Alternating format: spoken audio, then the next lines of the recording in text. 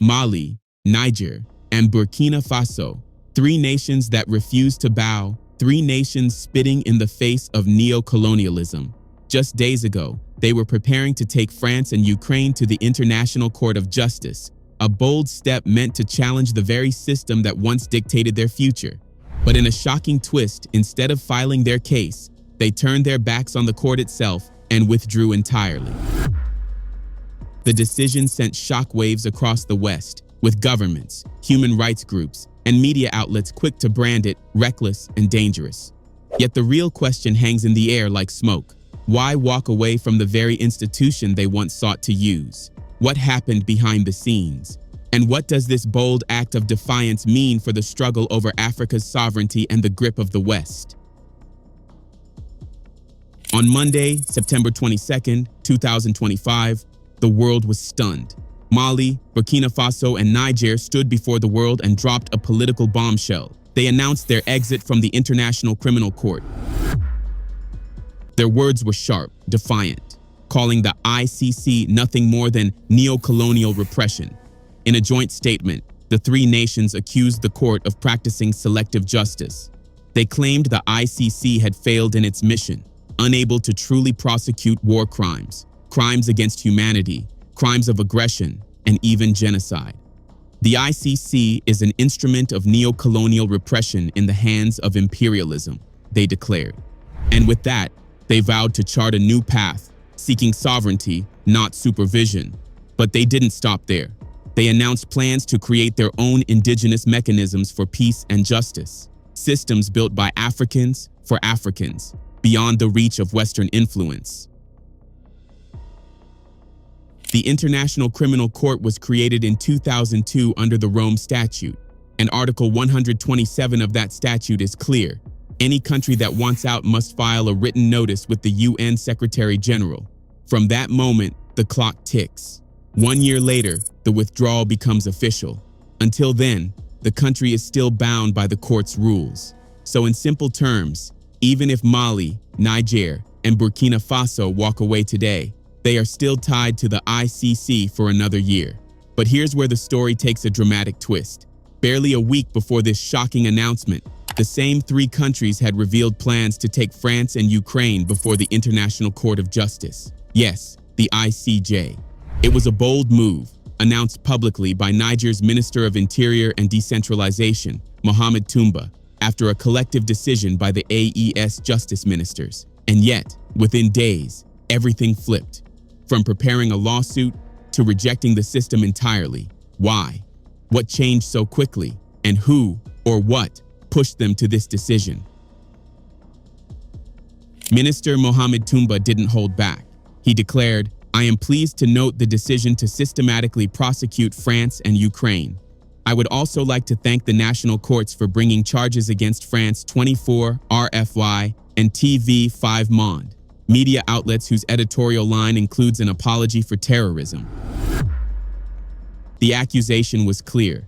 According to the AES, both France and Ukraine were not just bystanders in the Sahel crisis. They were complicit. Ukraine's name was tied to the Tuareg rebels' brutal attack months earlier. That assault left Malian soldiers and Wagner fighters dead. But this wasn't just a whispered claim. A Ukrainian spokesperson on live television openly admitted it. He confessed that Ukraine had provided the rebels with the intelligence they needed to carry out the operation. It was a stunning revelation. Proof, in the eyes of the AES, that foreign powers were fueling chaos in the Sahel. And yet, within days of making these bold accusations, Mali, Niger, and Burkina Faso suddenly walked away from the same international court they wanted to use for justice. The question is, why? At first, the plan was clear. The AES countries wanted justice, and they believed the ICC was the place to get it. But then, barely a week later, everything changed. They turned their backs on the very court they had hoped would punish France and Ukraine. The big question is, what happened in that short window of time? The truth is, no one knows for sure. The AES leaders didn't spell it out, but their joint statement offers clues. They accused the ICC of being nothing more than an instrument of neo-colonial repression, guilty of selective justice.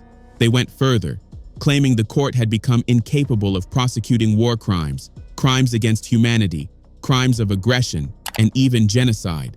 So what can we infer? Most likely, when the AES tried to bring their case forward, they hit a wall. Perhaps the ICC refused to even consider prosecuting France or Ukraine. Perhaps the process was quietly blocked before it even began. And that, according to the AES, is why the system is broken, why the ICC no longer serves justice, but protects power. So the question now is simple. Is the AES right about the ICC? Has the court truly lost its power to prosecute war crimes, genocide, and crimes of aggression? The answer, whether the West likes it or not, is yes. And we're not saying this because we blindly support the AES. We say it because it's the truth. Let's break it down. The ICC was born in 2002 under the promise of justice. Its mission was clear: to prosecute the world's most serious crimes, genocide, war crimes, crimes against humanity, and crimes of aggression. It was supposed to be the court of last resort, stepping in when national courts failed, holding perpetrators accountable, and deterring future atrocities. But here's the catch. While many nations signed up, some of the most powerful countries on earth refused. The United States, Israel, China, India, Russia. None of them are members. What does this mean? It means the ICC has no authority over them, no jurisdiction, no power to prosecute their leaders, no matter the crime. Instead, the court's reach only extends to its member states, those weaker nations who signed on, often pressured to do so. And this imbalance has raised the question: is the ICC truly delivering justice, or simply enforcing the will of power? Like every other court, the ICC is supposed to be fair.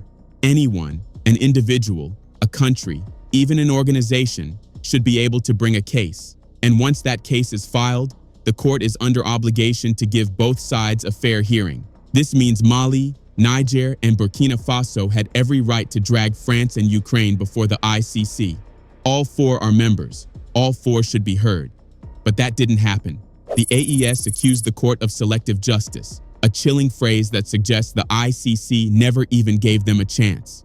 And the evidence? It's hard to ignore. Since its creation, the ICC has almost exclusively gone after people from the developing world, especially Africa. Meanwhile, Western countries and their allies, nations with clear records of war crimes and interventions, have escaped untouched. Not a single leader from Washington, London, or Paris has faced charges here. One European official once admitted it openly, in private. The ICC was created for Africa and thugs like Putin. Think about that for a moment. A court that was supposed to stand for global justice, reduced to a tool that prosecutes the weak while the strong walk free. The latest clash between South Africa, the ICC, the US, and Israel only proves the AES point that this court is not neutral. It is Western-controlled. Last year, South Africa took Israel to court, accusing it of genocide in its war against Palestine. The case was heard, and South Africa won. The ICC went as far as ordering the arrest of the Israeli prime minister. But what happened next was shocking. Instead of holding Israel accountable, South Africa paid the price. The United States punished South Africa with sanctions for daring to challenge its ally in court. Think about that. The same America that loudly applauded the ICC when it issued an arrest warrant against Vladimir Putin over the war in Ukraine suddenly turned its back on the very same court. And it didn't stop at words. Washington went further, sanctioning 4 top ICC officials and even 4 ICC judges. The message was clear. Justice is only justice when it serves Western interests. When it doesn't, the system turns on you, and the story gets even darker. Among the judges punished by the United States were a French judge and a Canadian judge, both directly linked to sensitive cases. The French judge, Nicolas Guillou, was the one presiding over the case that issued an arrest warrant for Israel's Prime Minister, Benjamin Netanyahu. The Canadian judge, Kimberly Prost, had been involved in authorizing an investigation into alleged war crimes during the war in Afghanistan, including those committed by US forces. The other 2 officials were deputy prosecutors, Nazat Shamim Khan from Fiji and Mame Mandiaye Niang from Senegal. And what did the US do? It treated them like enemies. These were not terrorists, not dictators, not criminals, but international judges. Washington barred them from entering the US and froze any property they had inside the country, punishments usually reserved for America's fiercest adversaries. Imagine that, the world's so-called defender of justice sanctioning the very judges who dared to apply justice when it touched the wrong people. Doesn't this clearly show that the ICC is not an independent organization as it claims? It's no wonder that, in recent times, African governments have frequently criticized the court, noting that its investigations have disproportionately focused on African leaders and conflicts. And they are right. So, when Mali, Niger, and Burkina Faso accused the ICC of selective justice, they were not just making a mere accusation, they were spitting facts. And it absolutely makes no sense for them to be a part of such an organization. After all, not every country in the world is part of the ICC.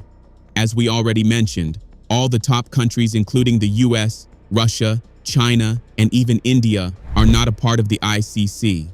Interestingly, Mali, Niger, and Burkina Faso are not the first countries or even the first African countries to leave the ICC. In 2017, Burundi became the first country in the world to withdraw from the ICC. It made a formal notification in October 2016 to the UN Secretary General, and 1 year later, Burundi officially left the ICC. It would also interest you to know that both South Africa and Kenya previously sought to also withdraw from the ICC, but they later decided to remain. But it's not just African countries. Earlier this year, Hungary announced that it had begun a formal process of withdrawing from the ICC. So when Mali, Niger, and Burkina Faso announced their withdrawal from the ICC, it wasn't strange at all. In fact, it made perfect sense. And in our opinion, it's the kind of decision every African country should consider. But the real drama came after the announcement. Reactions poured in from around the world, some supportive, others furious. And two voices stood out the most: Human Rights Watch and the Western media. Amnesty International's regional director for West and Central Africa, Marceau Sivieux, quickly weighed in. Speaking on behalf of the so-called human rights defenders, he reacted sharply to the news of the AES withdrawal from the Rome Statute of the ICC. Amnesty International wasted no time in firing back. Marceau Sivieux, their regional director for West and Central Africa, called the AES withdrawal an affront to victims and survivors of the most serious crimes. He warned that leaving the Rome Statute would not erase Mali's current obligations or the ongoing ICC investigations. But once the withdrawal takes effect, he said, it would cripple the chances of future victims in the Sahel to seek justice through the ICC if their own courts failed them. And then came the closing line, a demand, not a suggestion. All ICC member states must urgently call on Mali, Burkina Faso, and Niger to reconsider their decisions to withdraw. It was the classic Western narrative, echoed through human rights organizations, that without the ICC, justice is impossible. But to the AES, it sounded like yet another attempt to keep Africa chained to a system that prosecutes the weak while shielding the powerful. And here's where things get even more complicated. Back in June, the Tuareg rebels in Mali filed their own complaint with the ICC. Their target? The Malian army and the Russian paramilitary group known as Africa Corps. The rebels accused them of crimes against humanity and war crimes, allegations they claim have been ongoing since 2022. They pointed directly at the presence of Africa Corps fighters, saying mercenaries were being used in brutal operations carried out by the Malian military. And it doesn't stop there. Human Rights Watch and other advocacy groups have also leveled accusations against the armed forces of both Mali and Burkina Faso. They speak of possible atrocities, blaming local soldiers and their partners alike. What does this mean? It means Mali is already under the ICC's spotlight. And as Human Rights Watch pointed out, even if Mali withdraws today, any existing cases will still move forward. The ICC won't just walk away. So for the AES, the fight is not only about sovereignty, it's also about resisting a system that is already being used against them. But here's the bitter truth. Mali, Niger, and Burkina Faso would never have begun this process if the ICC had simply given them a fair hearing. Think about it. The Tuareg rebels, a group accused of massacres, terrorism, and crimes against humanity, were given an audience at the ICC. Their voices were heard, their complaints were recorded. And yet, when Mali, a sovereign nation, came forward with its own case, the doors were shut. No hearing, no chance, no justice. How is that fair? How can a court listen to rebels with blood on their hands but ignore the sovereign state fighting to protect its people? This is why Mali's decision to walk away makes sense. It's not just politics, it's survival, it's dignity. But then came the Western media, and their reaction was exactly what we've come to expect. Instead of exposing the ICC's hypocrisy, instead of highlighting how justice was denied, headlines twisted the story. They made it look as if Mali, Niger, and Burkina Faso had always planned to leave the ICC, as if this was just another routine political move. No context, no truth, just another narrative shaped to protect the system. Almost every Western outlet told the same story. They dismissed the withdrawal as expected. They claimed it was no surprise. After all, the leaders of Mali, Niger, and Burkina Faso came to power through military coups. The headlines painted a picture of rogue juntas, not sovereign nations. And then they added the usual spin, that the three countries were drifting away from the West and moving closer to powers like Russia. But here's the truth. Mali, Niger, and Burkina Faso didn't walk away from the ICC because of coups. They walked away because justice was denied to them. They walked away because the court has shown itself to be selective, biased, and controlled. And no matter what the Western media says, one fact cannot be erased. In just 1 year, Mali, Niger, and Burkina Faso will no longer be part of the ICC. They will no longer answer to a system that punishes the weak and protects the powerful. So, what do you think? Was this the right move? Let us know in the comments below. And don't forget, like this video, drop a comment, and subscribe for more.